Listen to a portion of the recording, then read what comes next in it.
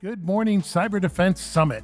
Please welcome to the stage Vice President, Mandiant Consulting at Google Cloud, Jurgen Kutscher.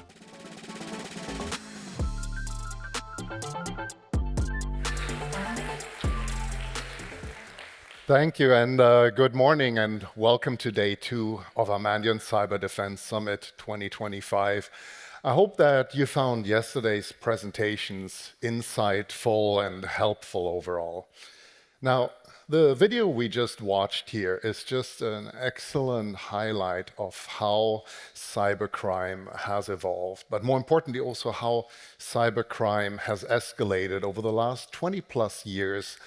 And thinking back about my own experience and how I've seen this, there are a couple of important milestones, a couple of important events that really marked me.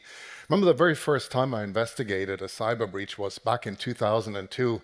And yes, it was a credit card theft. A high-end retailer had been hit with a SQL injection-based attack, a very basic attack by today's standards, obviously, with the attacker downloading several tens of thousands of credit card numbers. Now, not long thereafter, we all learned about nation-state-sponsored threat actors.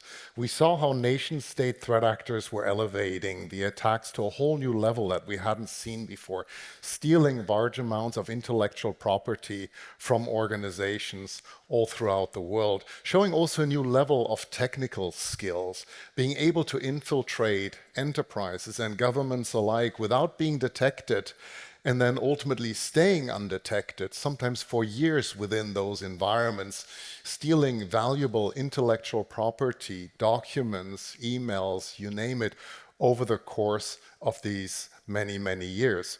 Mandiant really opened the eyes of the world when it's released its first APT1 report back, I think it was around 2012 or so. Now, another important evolution, another important step in cybercrime for me was also when COVID hit.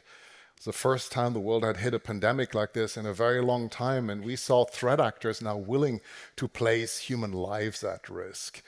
We saw threat actors going after hospitals and healthcare service providers that were more critical than ever before, of course, during these early days of COVID, and launching ransomware attacks against them, willingly putting human lives at risk, understanding that hospitals would be unable to treat patients who needed desperate care just for their own financial benefit.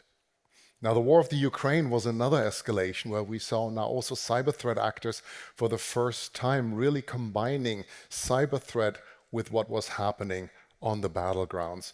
We saw them coordinating attacks, leveraging critical infrastructure that they had infiltrated, and launching these coordinated attacks with the attacks on the battleground simultaneously to cause maximum damage, maximum impact.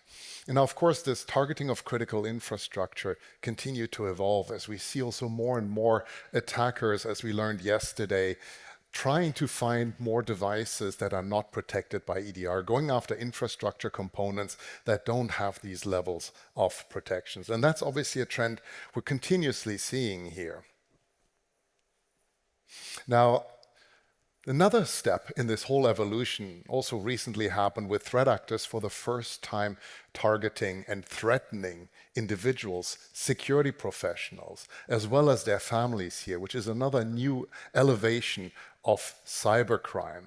Now, all of this clearly shows us the importance of collaboration to try as a cybersecurity community to stay ahead of these threats. Now, the threat landscape is not the only thing that changed. We also saw yesterday how a lot of our technologies are evolving. We talked a little bit about quantum computing, and we saw, of course, also how AI is changing the threat landscape, how AI is impacting cybersecurity. It's helping us, the defenders, obviously, with new tools, new capabilities, but it's also introducing new risks. Now, today we're going to be diving a little bit deeper into some of these topics. We're going to be looking about how agentic AI is helping defenders, but also, of course, the new risks it is introducing. We're going to talk a little bit more about the evolving threat landscape, but also how cyber attacks are supporting military operations. And with that, I want to thank you again for being here today, and please enjoy day 2 of Mandiant Cyber Defense Summit 2025. Thank you.